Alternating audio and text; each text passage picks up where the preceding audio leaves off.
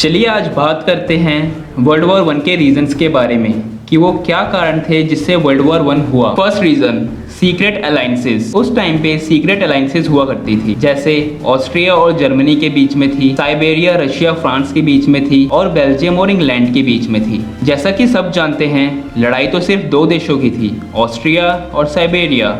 अगर अलायंसेस ना होती तो वर्ल्ड वॉर वन कभी होता ही नहीं। Second reason, militarism. World war one के कुछ सालों पहले से ही देश अपने मिलिट्री पे काफी खर्चा कर रहे थे। कुछ देश तो अपनी जीडीपी का 85% भी खर्च रहे थे, और वो सब एडवांस टेक्नोलॉजी जैसे टैंक्स, मशीन गन्स, एयरक्राफ्ट, जिसमें सबसे आगे इंग्लैंड और जर्मनी। थर्ड रीजन, इम्पीरियलिज्म यानी साम्राज्यवाद, मतलब दूसरे देशों पे कब्जा करके अपने आप को स्ट्रॉन्ग बनाना। उस टाइम पे देश को दो चीजों पे सबसे ज्यादा ध्यान दे रहे थे, फर्स्ट बिजनेस, सेकंड आर्मी।